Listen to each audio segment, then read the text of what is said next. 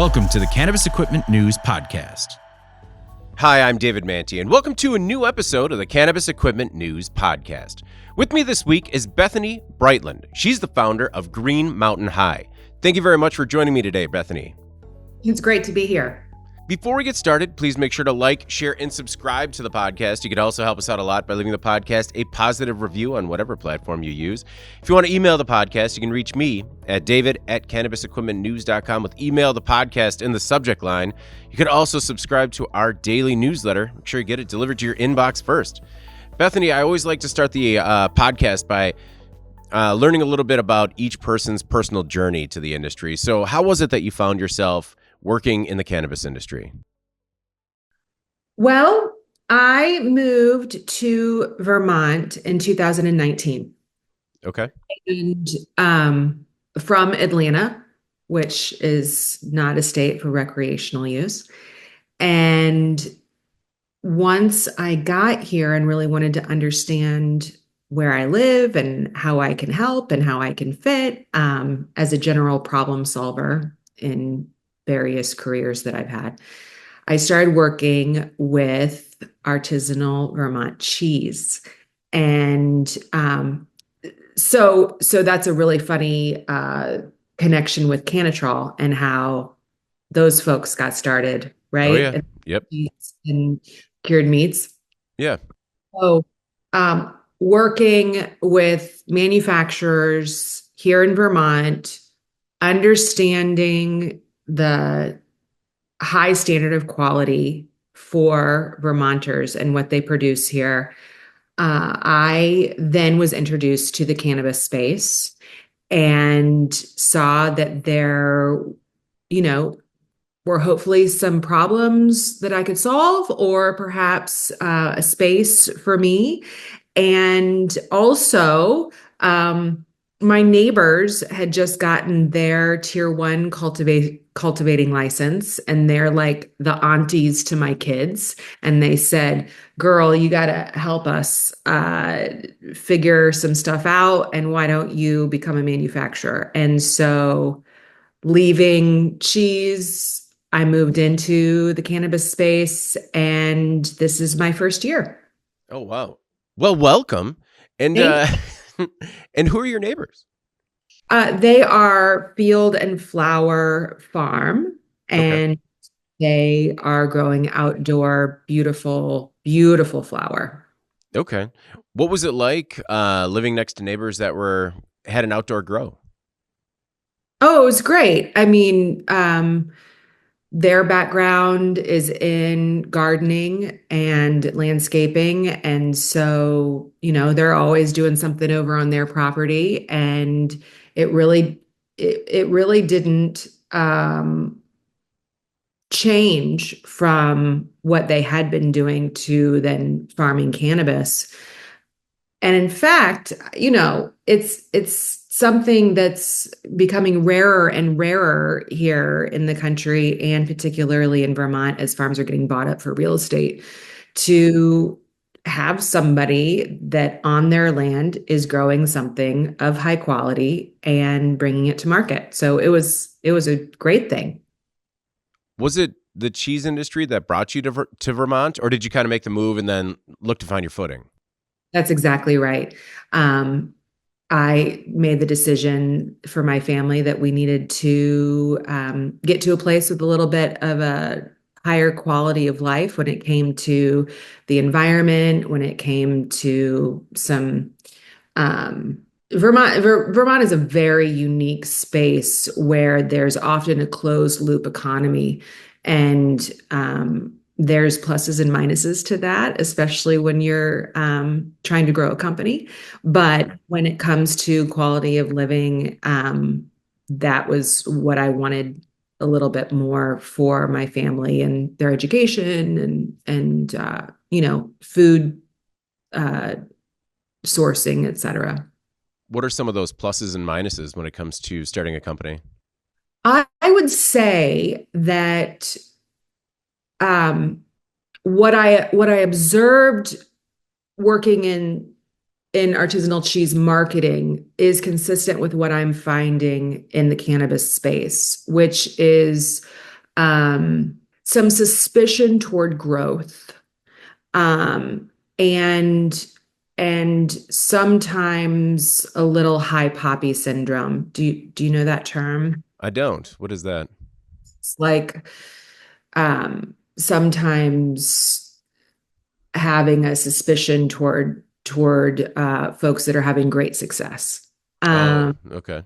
and so there is a very tight knit community of folks that, and that's a real plus.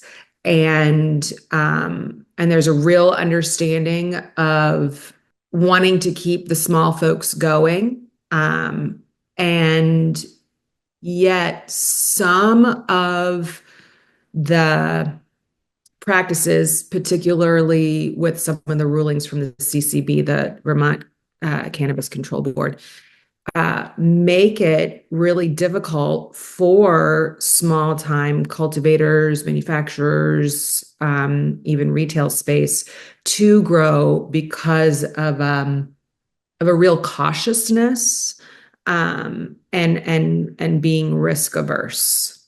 Okay. It sounds like, are you being risk averse with some of your answers, just making sure not to offend? Absolutely, I am. Okay. I could see the wheels turning, and it's just like, oh, she's thinking of who she doesn't want to offend right now. And now Oh, she's, I mean, the fact is that in my humble observation, um, they're in this small economy that folks have been doing it a certain way for a long time.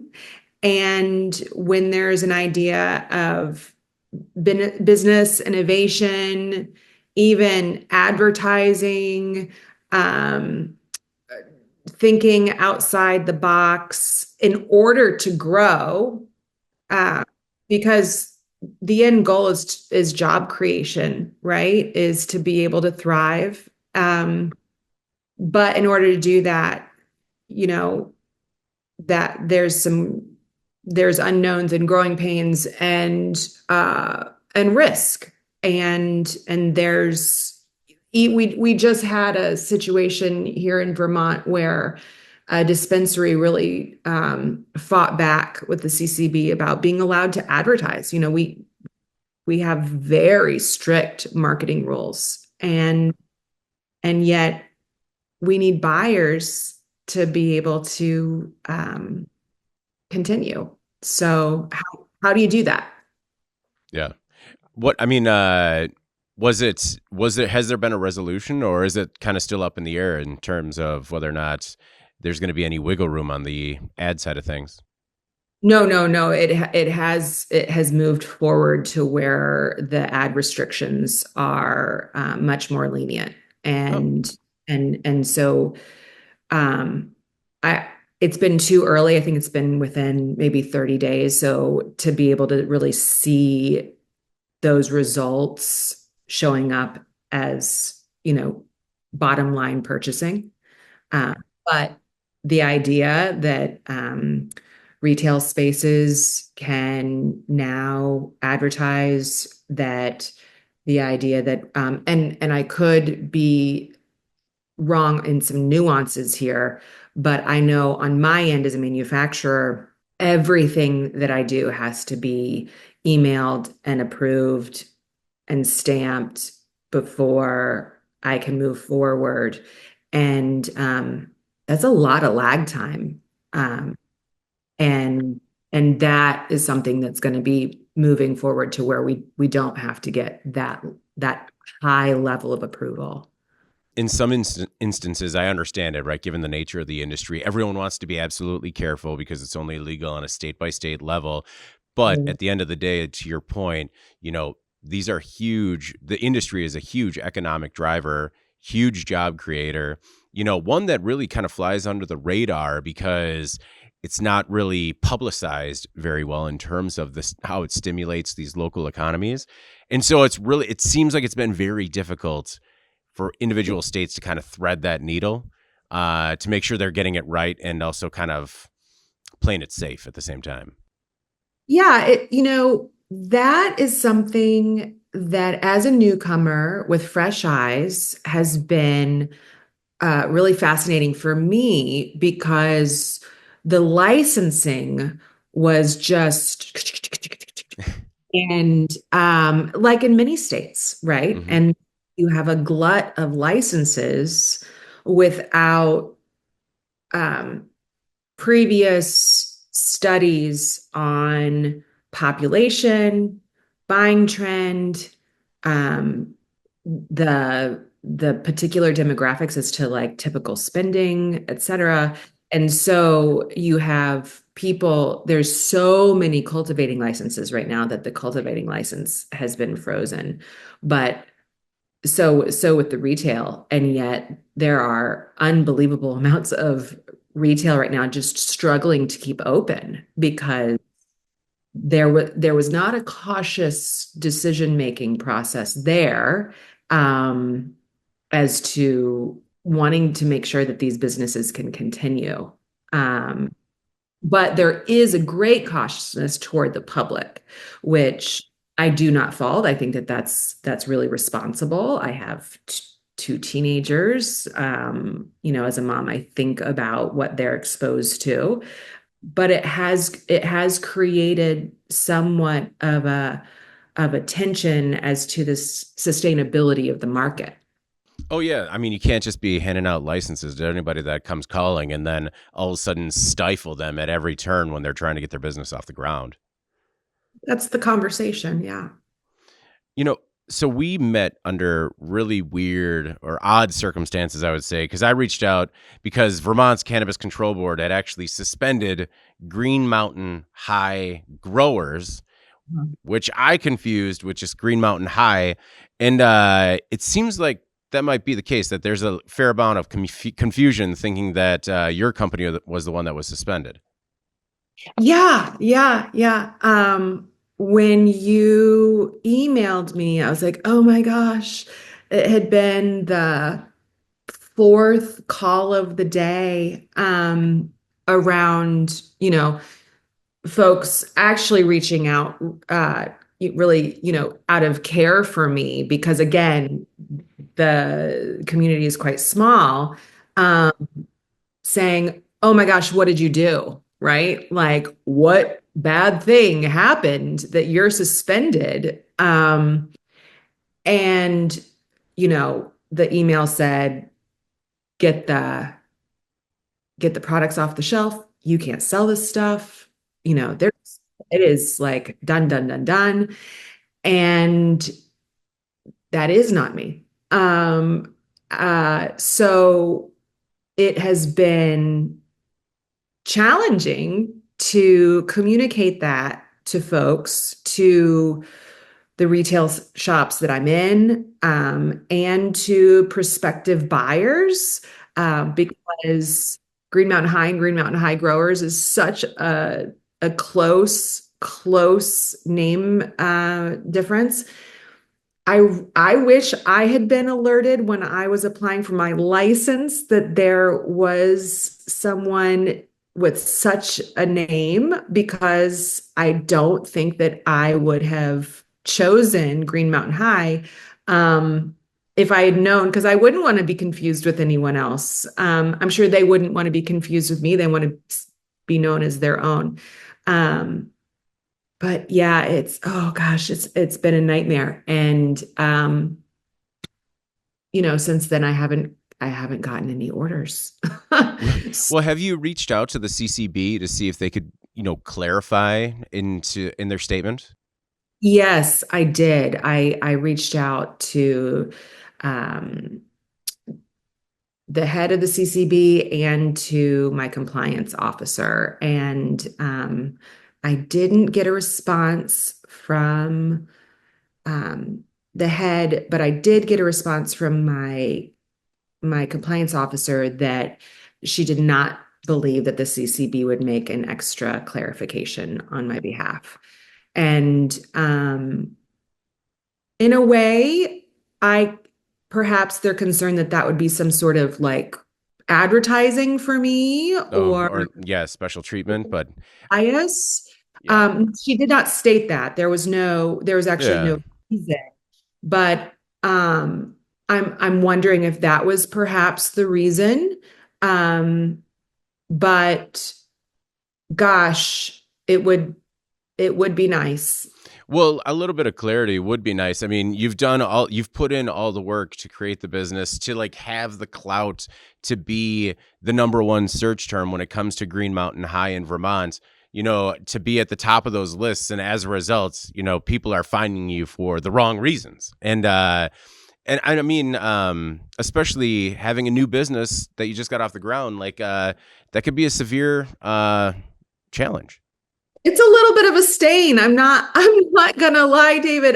When I Google and it's me and then it's the next article is suspension. I have thought about, do I have a banner across my website? Like I am not, and yet, uh, I don't necessarily really want to draw new customers to the idea that there was a problem that can be misconstrued connected to my name. Right.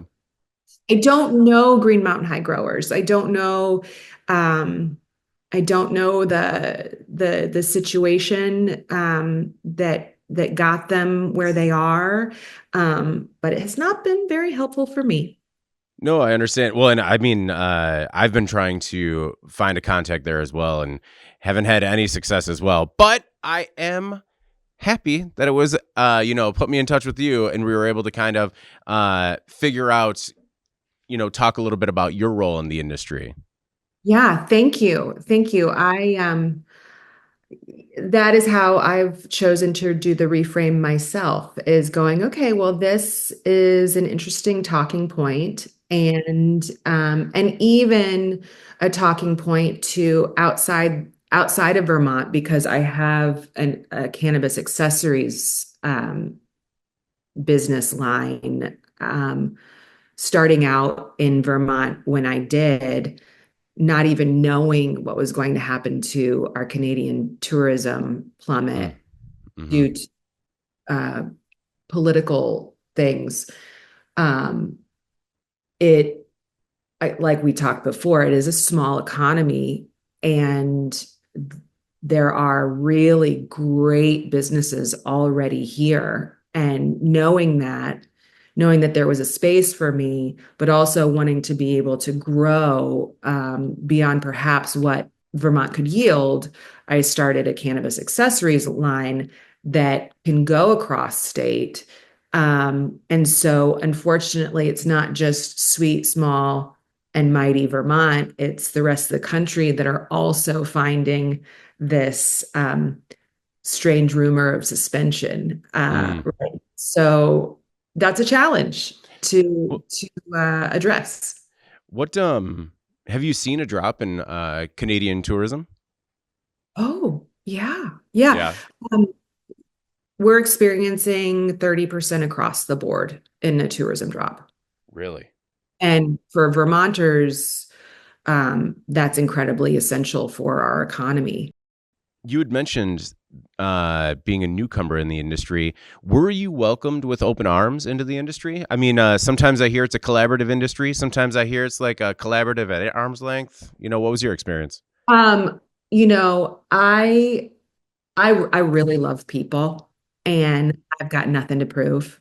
So, I have really worked on the relationships that I have, and that tends to be really beneficial for me. So even before I got my license, I engaged with some folks in the industry and met them for coffee and said, tell me what you want to tell me. Could you be so generous as to be in relationship with me? Dispensary owners, what products do you wish were out there on your shelves?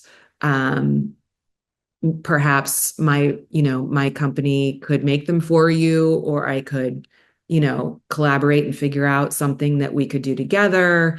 Um, I I email my retail clients at least once a week, just checking in. And that has proven to be a really positive experience for me. Um, Folks that are growers are incredibly wonderful to work with. I only support tier one cultivators um, for my pre-rolls. And I love working with tier one cultivators, clearly my neighbors, and then also Honey Tree Farms. And I am like begging Small Family Farm out of East Burke to also collaborate with me. But, um, relationships are really important. And I've found that are really folks are really open to that here. Hopefully we're all going to be in this for a long time. And so there's opportunities to help one another. Well, and now that we've gotten deep into the podcast, kind of bearing the lead a little bit. So what products do you manufacture at Green Mountain High? And then what do you do on the accessory side of the business? Well, right now I am manufacturing a tube style pre-roll, like uh I call them smokes, and they're like cigarettes with an old school celluloid filter. Actually has a hole out of it, so there's more THC that gets, released for you. But I do those, and they seem to be pretty popular. And then I also sell, and I did not actually manufacture this batch because I wanted to get to market before I could get my lab set up. A hash rosin gummy, and they're done in more artisanal flavors. So I like to call them gummies for grown-ups. They're not wrapped in sugar like Sour Patch Kids, and they're not grape Kool-Aid. The 5 milligram is a grapefruit basil, and Oh, that sounds incredible. it is incredible. And then the 2.5, the low dose, is a lime ginger mint. And those actually were manufactured for me by Korea, which is a big manufacturer in Vermont. And I believe that they have now moved on to strictly doing hemp derived manufacture. But now I have um, low temp wash set and then the V2 press. And so that will be something that I will be manufacturing myself for the Okay. next. Yeah. I mean, that's exciting. And yeah, both of those flavors are things that I know I would enjoy, because grapefruit and basil is a favorite combination that I like to mix with a little bit of gin every once in a while. Yeah, Um, well, that was kind of where I was going, was, some of those flavors that you do see in that adult market. yeah. And can we bring them over into this adult market? So when you're getting the company off the ground, how did you do the research in terms of the equipment you were going to use to make gummies and pre-rolls? You know, we Google, we search, we ask what people do, we ask what they're using, like everybody else. But for me, the decision came uh, really around their website's communication on training. Um, and that made me really want to engage with low temp, and so I called and had a bunch of questions as a person who was new to the scene, and I spent time on the phone, with a real person, and talking it through. Not only, like I had already bought the machines and I'm having a problem. No, it was right from the beginning. I was able to engage and build a relationship of, this is what I'm thinking. This is my lab. This is, my setup. What do you think would be the best for me? I asked to fly out to Colorado if I could just be a fly on the wall and watch them, wash a batch. And The answer is like, Bethany, no, don't waste your money. Like just do it. We're going to be right here on the phone with you. Like it's really easy. This is our training. This is our, these are our YouTubes. And I love a company that doesn't say, sure, that training session will be an extra $1,500 for the 4 hours. They're so confident in their product and the ease, and they've worked all the kinks out. And that to me really gave me a confidence um, to, buy their equipment, which is no small feat. I use the Doob Cube, not tube, for my pre-rolls. And I found talking and working the kinks out with them around learning that machine for my pre-rolls was important. Again, for me, everything comes down to relationships, and that willing to really engage gives me the confidence to, invest in the equipment that I invest in. So you're doing everything in house, just getting the raw material from the growers, and then going through the the low temp. Did you say it was the V2? Uh-huh. Okay, and then what are you going to be using for the gummy manufacturing? So right now, I have not been able to ramp up with sales to be able to buy a depositor. Oh, okay. So that's going to have to be outsourced. Okay. So making the rosin and then delivering that rosin to another, manufacturer here. And honestly, to partner that way is not something that I'm averse to. That's giving business to another Vermont company. And again, we're very small here, but eventually I would really like to get my own depositor. Yeah. Do you like making rosin? You know, I was scared to death of it. Yeah. I'd never done it before, in college. That was not something that people were doing a lot of as old as I am. We just that wasn't something that was a priority as a way of experiencing cannabis. And so learning about it, experiencing it in the market, and then learning about what it took to do it, I was intimidated. Um and now I really do love it. Yeah. Yeah. It's exciting to see what a plant can do. Um, how was the first year gone? I mean, are you happy with sales? Is it as expected? What have been some of the surprises? Um, You know, I think that it's a typical first year. I think that I, at the time of doing my research, my training, working on licensing, all of that for 2024, the market looked very, very different than where it is now.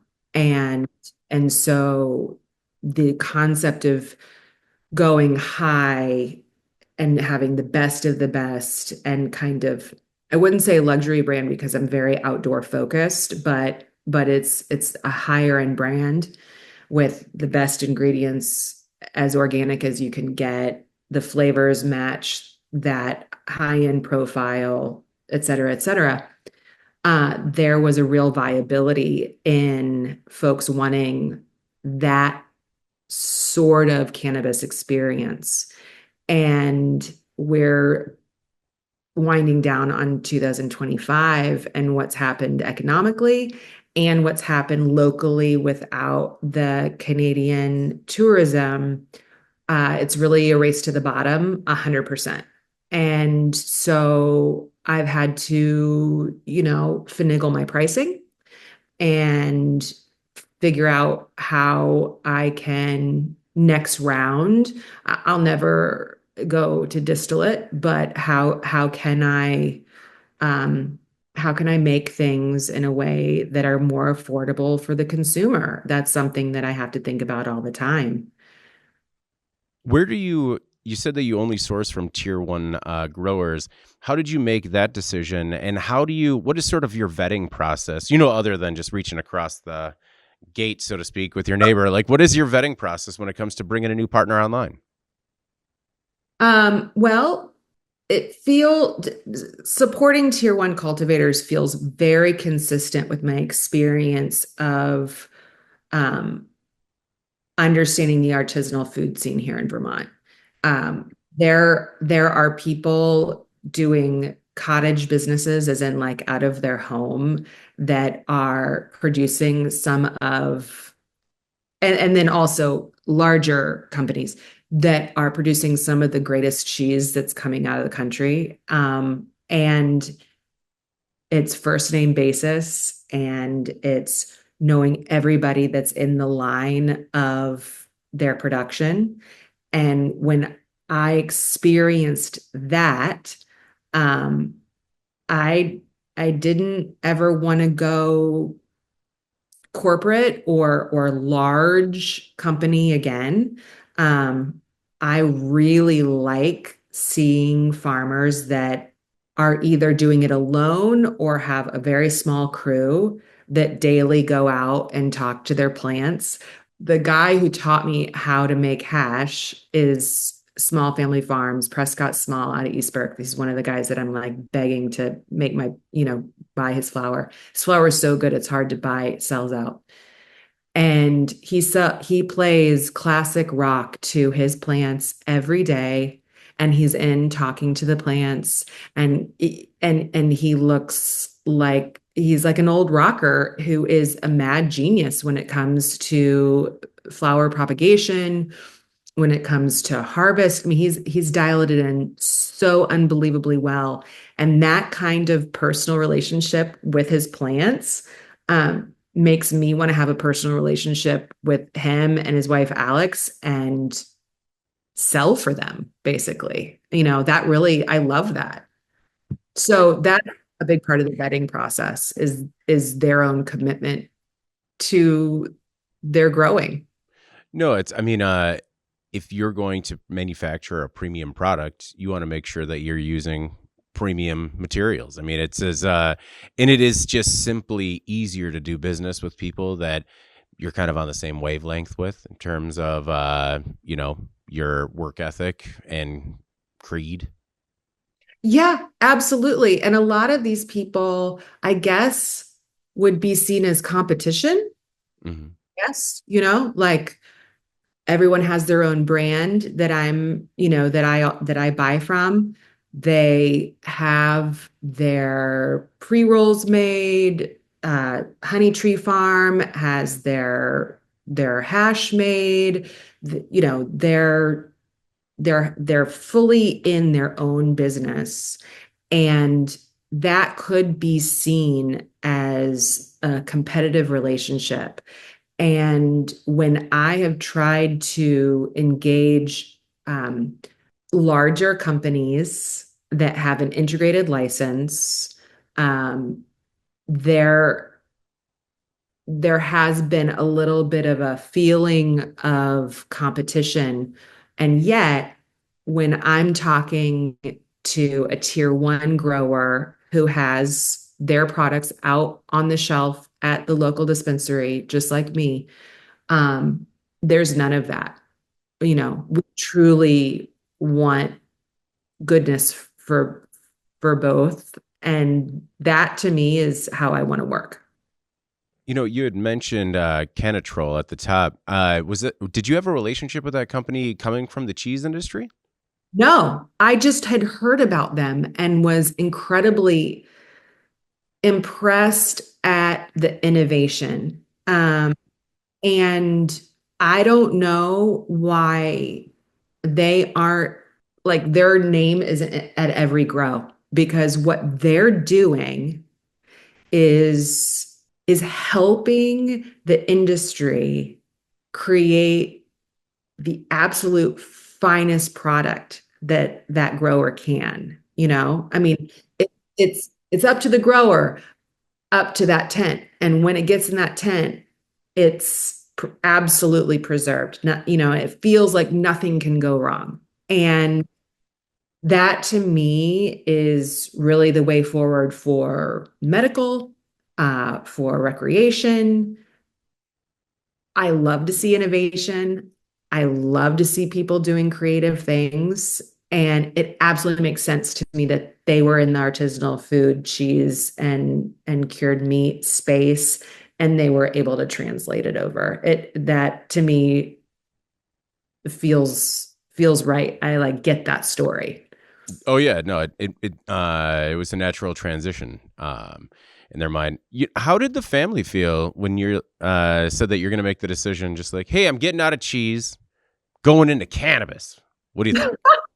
Um, you know, so we all have lived a lot of different lives, and so for my kids, they're like, oh yeah, well, mom's like a published poet and mom's a social activist and mom's been a teacher and mom's really into cheese and now mom's into cannabis. And so for them, it was just like, sure, mom, like whatever, like this is the next problem to solve and you really like doing that, And so for them it wasn't as a hard of a sell as it was for me, going, wow, I can't believe I'm going to cannabis. Not that there was any particular stigma for me, but it was something that I hadn't seen um until it was there Yeah, at just a natural transition. the next great adventure. That's right. I really do appreciate you taking the time. Before we get out of here, is there anything else that you want to make sure the Cannabis Equipment News audience knows about yourself or your work at Green Mountain High? Oh gosh, thanks so much for that. You know, I think that we all do know this already, but as a reminder, um, when there is the option to have any consumable cheaper, um, there's always a reason for that.